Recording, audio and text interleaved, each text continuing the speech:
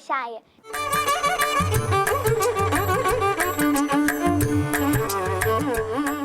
இன்று 26ஆம் பாசுரம். மாலே மணி வண்ணா மார்கழி நீராடுவான் மேலையார் செய்வனகள் வேண்டுவன கேட்டியேல். இந்த பாசுரத்தை கேட்போமா?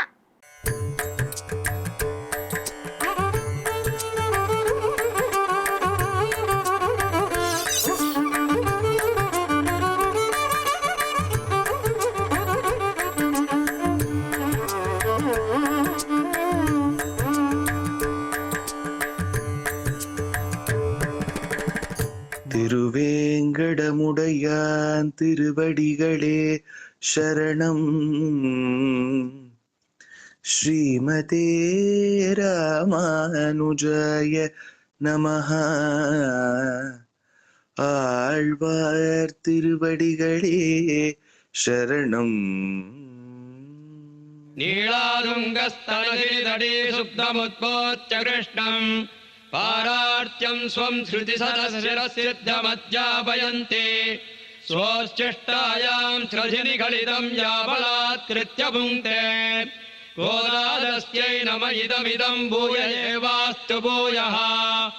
அன்னவயல் புதுவை ஆண்டாள் அரங்கற்கு பண்ணு திருப்பாவை பல்பதியம் இன்னிசையால் பாடிக் கொடுத்தால் நற்பாமாலை பூமாலை சூடிக் கொடுத்தாலை சொல்லு.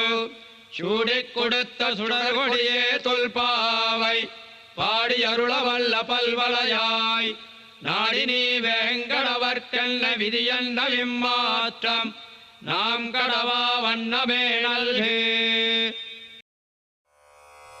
மாலே மணிவண்ணா மாலே மணிவண்ணா மார்கழி நீராடுவான் மேலையார் செய்வனகள் வேண்டுவன கேட்டியேல். ஞாலத்தை எல்லாம் நடுங்க முரல்வன ஞாலத்தை எல்லாம் நடுங்க முரல்வன பாலன்ன வண்ணத்தும் பாஞ்சசன்னியமே போல்வன சங்கங்கள் போய்பாடுடையனவே சால பெரும் வரையே பல்லாண்டி செய்ப்பாரே. கோல விளக்கே கொடியே விதானமே ஆலி நிலையாய் அருளேலோரும்பவா.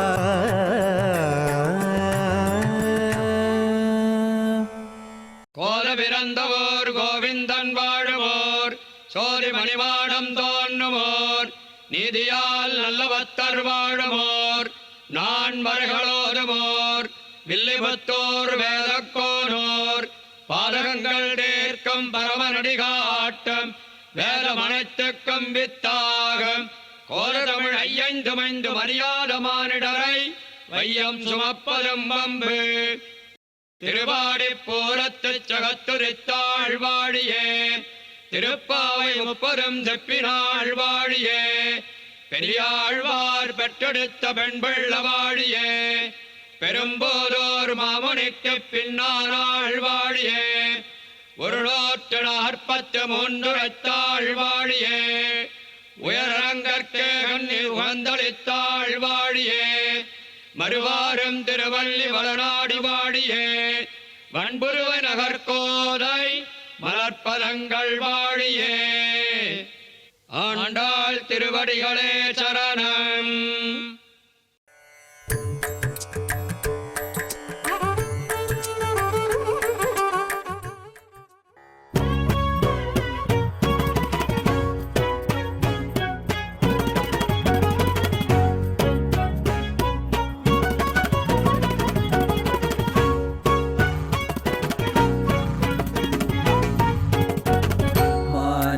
மணிவண்ணா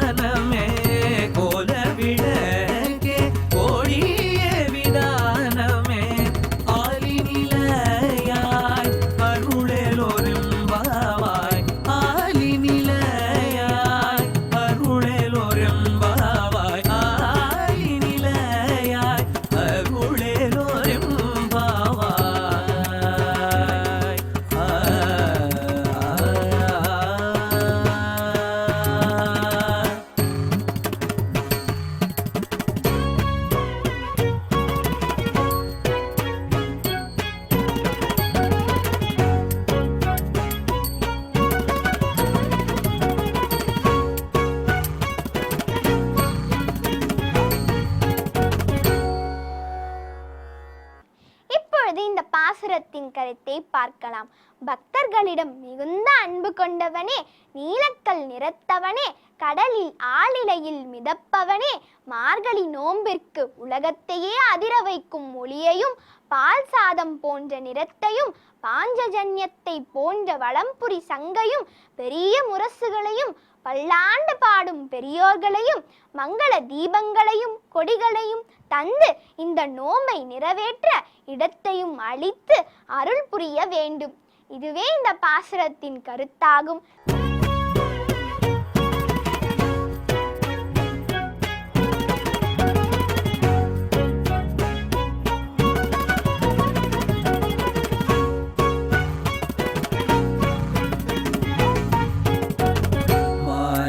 மணிவண்ணா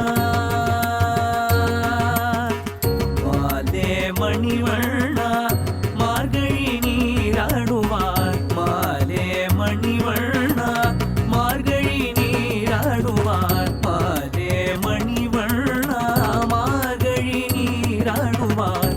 வேலையார் செய்வனகள் வேண்டுவன கேட்டியே. வேலையார் செய்வனகள் வேண்டுவன கேட்டியே. ஞானத்தை எல்லாம் ஞானத்தை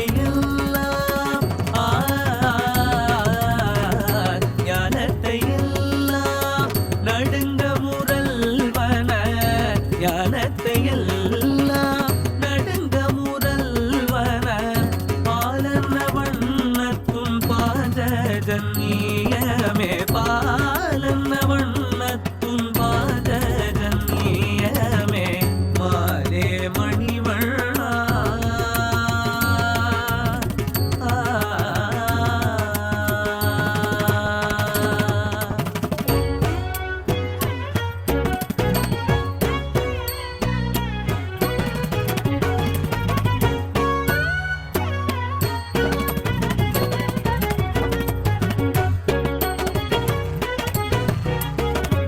போல்வன சங்கங்கள் போய்பாடுடையனவே.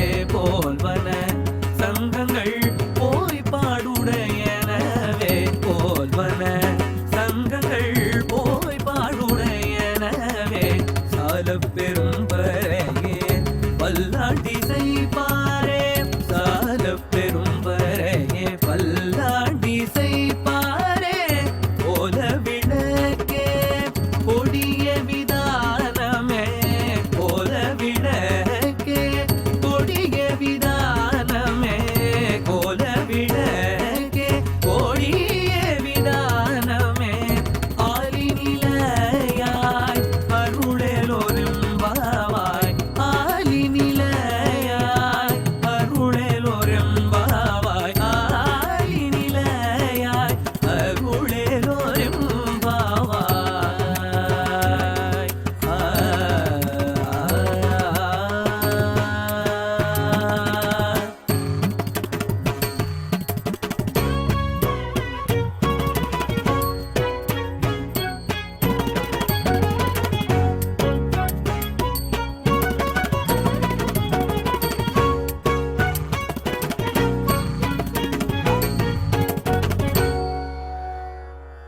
பாதகங்கள் தீர்க்கும் பரமனடி காட்டும் வேதமனைத்துக்கும் வித்தாகும். கோதை தமிழையைந்துமைந்து மரியாத மானிடரை வையம் சுமப்பதும் வம்பு. உன்னை அறுத்தித்து வந்தோம் பறைதருதியாகில் என்று நேற்றைய பாசுரத்திலே உன்னையே நாங்கள் வேண்டி வந்தோம், பறை கொடுத்தால் அதையும் நாங்கள் பெற்றுப்போவோம் என்று சொன்னார்கள். கண்ணபிரான் இவர்களை பார்த்தான். முதலிலே கண்ணபிரானை அடைவரை வரைக்கும் இவர்கள் என்ன நினைத்திருந்தார்கள் என்னால், தங்களுக்கு தான் கண்ணன் பேரிலே அதிகமான ஒரு பக்தி ஆசை வியாமோகம் இருக்கிறது என்று நினைத்திருந்தார்கள். ஆனால் கண்ணபிரானை பார்த்தவுடனே தான் இவர்களுக்கு தெரிந்தது, அவனுக்கு இவர்கள் பேரில் இருக்கக்கூடிய ஒரு ஆசை வியாமோகம் அது மிக பெரியது, அதில் கடல் போலது. நம்முடைய பக்தி என்பது ஒரு சின்ன துளி போன்றது, அவனுடைய ஆசை வியாமோகம் அது கடல் போன்றது என்று தெரிந்து கொண்டார்கள். அதை பார்த்தவுடனே அவனை மாலே என்று அழைத்தார்கள். கண்ணனுக்கு ரொம்ப சந்தோஷம். நேற்றைய பாசுரத்தை கேட்டவுடனே கண்ணனுக்கு என்ன சந்தோஷம் என்னால் அவனுடைய பிறப்பை பற்றி பேசிவிட்டார்கள். ஒருத்தி மகனாய் பிறந்து என்று சொன்னார்கள். எந்த வேதமும் அவன் பிறக்கிறான்னு சொல்லவில்லை, புராணங்கள் அவன் கண்ணனாக பிறந்தான் என்று சொல்லவில்லை. ஆனால் இவர்கள்தான் அவன் கர்ப்பவாசம் செய்து பிறந்தான், எல்லாம் அங்கே தோன்றினான் என்று புராணங்கள் சொன்னன. ஆனால் இவர் நம்மாழ்வார் எப்படி சொன்னார்? என்னின்ன யோனியுமாய் பிறந்தாய் இமையோர் தலைவா என்று ஆரம்பித்தாரே, அதே போல ஒருத்தி மகனாய் பிறந்து நாட்டாரை போலே கர்ப்பவாசம் பண்ணி பிறந்தான் என்று சொன்னார்கள். இதை கேட்டவுடனே ரொம்ப சந்தோஷம் கண்ணபிரானுக்கு. அந்த சந்தோஷம் அவனுடைய திருமேனியில அப்படியே தெரிந்தது. அதை பார்த்து மாலே என்ன அவனுடைய அந்த அடியவர்களிடத்திலே அன்பே வடிவெடுத்தவனே என்று அவனை பாடுகிறார்கள் இன்றைய பாசுரத்திலே. மாலே மணிவண்ணா மார்கழி நீராடுவான், மேலையார் செய்வனகள் வேண்டுவன கேட்டியேல், ஞாலத்தையெல்லாம் நடுங்க முரல்வன, பாலன்ன வண்ணத்து உன் பாஞ்சசன்னியமே போல்வன சங்கங்கள் போய்ப்பாடுடையனவே, சாலப் பெரும் பறையே பல்லாண்டிசைப்பாரே, கோல விளக்கே கொடியே விதானமே, ஆலிநிலையாய் அருளேலோரெம்பாவாய். கண்ணபிரானை பார்த்தவுடனே அவனை மாலே அடியவர்களிடத்திலே அன்பே வடிவெடுத்தவனே என்று சொன்னார்கள். எப்படி அவர்களுக்கு தெரிந்தது என்னால், மணிவண்ணா உன்னுடைய அந்த திருமேனியில் இருக்கக்கூடிய புகர் தேஜஸ் இருக்கிறதே, அந்த தேஜஸ் எங்களுக்கு காட்டி கொடுத்து விட்டது. நீ அடியவர்களிடத்திலே அன்பே வடிவெடுத்தவன் என்று. மணி என்னால் ரத்னம், மணிக்கும் கண்ணனுக்கும் எத்தனை ஒற்றுமைகள் சொல்லலாம். அந்த மணி என்னால் ரத்னம் என்னால் அது மிக உயர்ந்ததாக இருக்கும். அந்த ரத்னத்தை பெற்றவன் அவன் எவ்வளவு சந்தோஷமாக இருப்பான் பெரிய வஸ்துவை கிடைப்பதற்கு. அத்தனை பெருமை வாய்ந்த ரத்னம். ஆனால் நாம் என்ன பண்ணிடலாம், அந்த மணியை ஒரு வஸ்திரத்திலே வைத்து அப்படியே சுருட்டி கொண்டு எடுத்து போய்விடலாம். அதுபோல எம்பெருமான் எத்தனை பெருமை வாய்ந்தவனாக இருந்தாலும் அவனை நம்முடைய கைக்குள்ளே அடக்கி விடலாம். இனி இப்படியாக இந்த மணிக்கும் எம்பெருமானுக்கும் பல ஒற்றுமைகள் உள்ளன. மாலே மணிவண்ணா மார்கழி நீராடுவான், மார்கழி நீராட்டத்திற்காக நாங்கள் வந்திருக்கிறோம் என்று இவர்கள் சொன்னார்கள். உடனே கண்ணபிரான் கேட்டான், என்னது மார்கழி நீராட்டமா? அப்படி ஒன்று கேள்விப்பட்டதே இல்லையே. அது என்ன நோன்பு? அது எந்த சாஸ்திரத்திலே சொல்லி இருக்கிறது? எங்கேயாவது இத்திகாச புராணங்களில் இருக்கிறதா, இல்லை ஏதாவது சூத்திரங்களிலே இருக்கிறதா? என்ன நோன்பு எனக்கு தெரியாதே என்று இவர்களை சோதிக்கிறான். அதற்கு இவர்கள் பதில் சொல்கிறார்கள், மேலையார் செய்வனகள். இது எந்த புஸ்தகத்தில் இருக்கு, எந்த சாஸ்திரத்தில் இருக்குன்னு தேடவே வேண்டாம். எல்லாம் பெரியவர்கள் அனுஷ்டித்தார்கள். சிஷ்டாச்சார சித்தம் என்று சிஷ்டர்கள் எதை அனுஷ்டித்தாரோ அதுதான் எங்களுக்கு அனுஷ்டானம். நீ சொல்லவில்லையா பகவத்கீதையிலே, எத்யத் ஆச்சரதி சிரேஷ்டா தத்ததேவ இதரோஜனாகா என்று நீ சொல்லியிருக்கிறாயே கீதையிலே. இப்பொழுது நீ மறந்து விட்டாயா? பெரியவர்கள், சிரேஷ்டர்களான பெரியவர்கள் அனுஷ்டித்தார்கள், அதையே நாங்களும் பின்பற்றுகிறோம். மேலையார் செய்வனகள். கீழே 2வது பாசுரத்திலே என்ன சொன்னார்கள்? செய்யாதன செய்யோம். சாஸ்திரங்களிலே சொல்லப்பட்டிருந்தாலும் எங்கள் பெரியவர்கள் செய்யாததை நாங்கள் செய்ய மாட்டோம் என்று சொன்னார்கள். இங்கே என்ன சொல்கிறார்கள் என்னால், அதை விட விசேஷமாக சாஸ்திரங்களிலே சொல்லியிருக்கிறதா இல்லையா என்று நாங்கள் பார்க்க வேண்டாம். எங்கள் பெரியவர்கள் எதை செய்கிறார்களோ அதை நாங்கள் செய்வோம். மேலையார் செய்வனகள். ரொம்ப உயர்ந்த அர்த்தம், உயிரான அர்த்தம் இந்த பாசுரத்திலே. நாம் ஒவ்வொரு வீட்டுகளிலேயும் பார்த்தால் ஒவ்வொரு வீட்டுக்கும் ஒவ்வொரு வழக்கம் மாறி இருக்கிறது. ஏன் இப்படி செய்கிறீர்கள் என்னால், அது தெரியாது சுவாமி, எங்கள் அப்பா அப்படி தான் பண்ணார், எங்கள் தாத்தா அப்படி தான் பண்ணார், அதையே நானும் பண்ணி கொண்டிருக்கிறேன். இன்னும் எல்லா வழக்கம் கோயில்களிலே இருந்தாலும் பெரியவர்கள் எதை வழக்கமாக வைத்திருக்கிறார்களோ, எந்தெந்த உற்சவம் எப்படி எப்படி நடக்க வேண்டும் என்று நியமித்திருக்கிறார்களோ, இன்ன வரைக்கும் நாம் திருவரங்கத்திலே என்ன சொல்லி கொண்டிருக்கிறோம்? ராமானுஜாரிய திவ்யாக்ஞா, எம்பெருமானார் ஏற்படுத்தின வழக்கம்தான் இன்று வரை தொடர்கிறது என்று எல்லா கோயில்களிலேயும் இதைத்தானே நாம் எப்பொழுதும் அனுசந்தித்து கொண்டிருக்கிறோம். அப்போ மேலையார் செய்வனகள் என்பது மிகவும் முக்கியமானது. பெரியவர்கள் அனுஷ்டித்ததை நாங்கள் அனுஷ்டிப்போம். அதுக்கு சாஸ்திரம் பார்க்க வேண்டாம், புஸ்தகம் பார்க்க வேண்டாம், அதுதான் பிரமாணம். தர்மஜ்ஞ சமயாக பிரமாணம் வேதாச்ச. தர்மத்தை அறிந்தவர்கள் அவர்கள் செய்வதுதான் பிரமாணம். வேதமும் பிரமாணம் என்று நாம் தெரிவிக்கிறோமே, அதுபோல மேலையார் செய்வனகள். சரி, மேலையார் செய்வனகள் என்று சொல்லிவிட்டீர்கள், உங்களுக்கு என்ன வேண்டும்? இந்த நோன்புக்காக என்ன வேண்டும் கேளுங்கள். ஞாலத்தையெல்லாம் நடுங்க முரல்வன, பாலன்ன வண்ணத்து உன் பாஞ்சசன்னியமே போல்வன சங்கங்கள் உன்னுடைய பாஞ்சஜன்யம் இருக்கிறதே அது எப்படிப்பட்டது? உலகையெல்லாம் நடுங்க வைக்கக்கூடிய பாஞ்சஜன்யம். அது என்ன பண்ணினான் கண்ணன்? குருக்ஷேத்திர யுத்தத்திலே முதலிலே எடுத்து அந்த பாஞ்சஜன்யத்தை ஊதினான். அந்த ஒலியானது அத்தனை கௌரவர்களையும் முடித்து விட்டது. சகோஷோ தார்த்தராஷ்டிரானாம் ஹிருதயானி விதாரயத்து என்று காட்டுகிறார்கள். அப்படி ஏற்கனவே கண்ணன் இந்த சங்கொலியாலே மொத்த கௌரவர்களையும் கொன்று விட்டான். அதற்கு பிற்பாடு ஏற்கனவே மாண்டவர்களைத்தான் அர்ஜுனனும் பீமனும் கொன்றான் என்று பாரதத்திலே பார்க்கிறோம். அப்படி நடுங்க முரல்வன பாலன்ன வண்ணத்து உன் பாஞ்ச சன்னியமே போல்வன சங்கங்கள் வேண்டும். அதற்கு மேலே போய் பாடுடையனவே சால பெரும்பறையே, பெரிய ஓசையை எழுப்பக்கூடிய பெரும் பறைகள், அதாவது டமாரம் என இப்பொழுது சொல்கிறோமே, அப்படிப்பட்ட பறைகள் எங்களுக்கு வேண்டும். அதற்கு மேலே பல்லாண்டிசைப்பாரே, நாங்கள் நோன்பு நோக்கும் பொழுது எங்களுக்கு பல்லாண்டு பாடுவதற்கு வைஷ்ணவர்கள் வேண்டும், அவர்களை நீ அனுப்ப வேண்டும். பல்லாண்டிசைப்பாரே கோல விளக்கே, விளக்கு இந்த இருட்டிலே நாங்கள் போகிறோமே, அந்த இருட்டிலே போகும் பொழுது ஒருவரை ஒருவர் பார்த்து கொள்வதற்காக விளக்கு வேண்டும். கரதீபிகா என்று சொல்லுவார்கள். அப்படி கை தீவட்டி அந்த மாதிரியான விளக்குகள் வேணும். அதற்கு மேலே கொடியே, நாங்கள் வருகிறோம் என்று தூரத்திலிருந்தே எல்லோரும் தெரிந்து கொள்ள வேண்டும் என்னால் எங்களுக்கென்று சில கொடிகளை எல்லாம் நாங்கள் பிடித்து கொண்டு போக வேண்டும். கொடியே விதானமே, விதானம் என்னால் மேல் கட்டி, பனி பொழிகிறது, அந்த பனி எங்கள் மேல் விழாமல் இருக்க வேண்டும் என்பதற்காக அந்த விதானம் மேல் கட்டி வேண்டும். அதற்கு மேலே கொடியே விதானமே, எல்லாம் இதற்கெல்லாம் என்ன அர்த்தம் என்னால் எம்பெருமானுடைய புறப்பாட்டை காண வேண்டும் என்று ஆசைப்படுகிறார்கள் என்று பெரியவர்கள் காட்டுவார்கள். எம்பெருமான் இப்பொழுது கண்ணபிரான் என்ன பண்ணியிருக்கிறான்? பள்ளியறையிலிருந்து வந்து சிம்மாசனத்திலே அமர்ந்திருக்கிறான். எம்பெருமானுடைய புறப்பாடு சேவிக்க வேண்டும், புறப்பாடு நடக்க வேண்டும் என்னால் முதலிலே என்ன வேண்டும்? சங்கங்கள் ஊத வேண்டும், திருச்சின்னம் ஊத வேண்டும். திருச்சின்னம் ஊதின பிற்பாடு பறை கொட்ட வேண்டும், வாத்தியம் உடல் எல்லாம் அதெல்லாம் அடிக்க வேண்டும். அதற்கு மேலே பெருமாள் வந்தால் பல்லாண்டிசைப்பார், அத்தியாபக சுவாமிகள் திவ்ய பிரபந்தம் பாட வேண்டும். பெருமாளை சேவிப்பதற்கும் அத்தியாபகர்களை சேவிப்பதற்கும் நமக்கு விளக்கு வேண்டும். பெருமாள் வருகிறார் என்று தெரிவதற்காக கொடி வேண்டும்.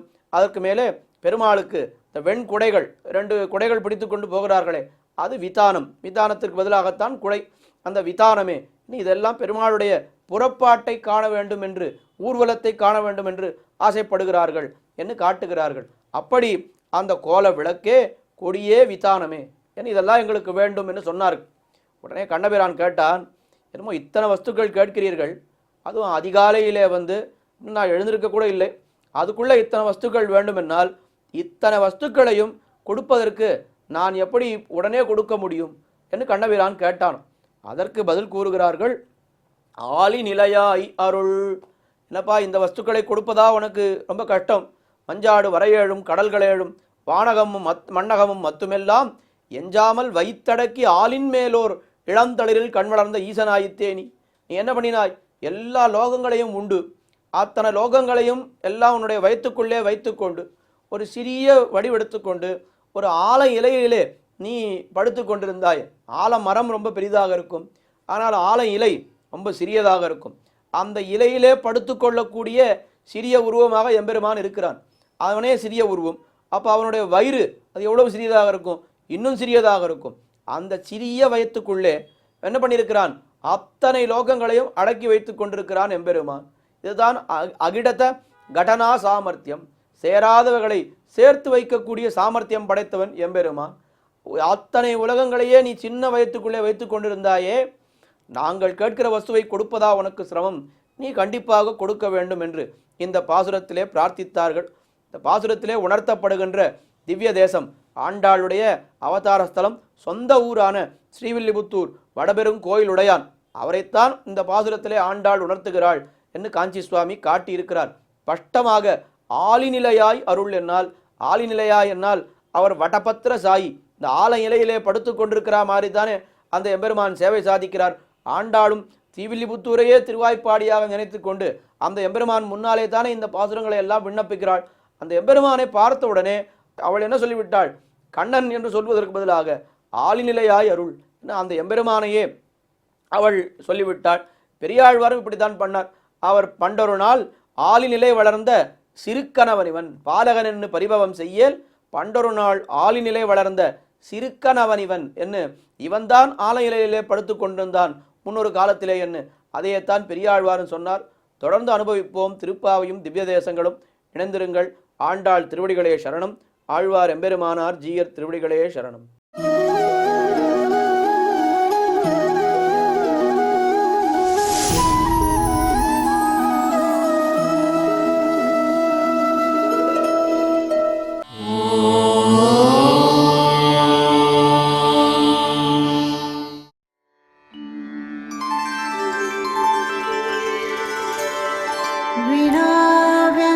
विनाव्यङ्कटेशं ननाथो ननाथः सदा व्यङ्कटेशं स्मरामि स्मरामि हरे व्यङ्कटेश प्रसीद प्रसीद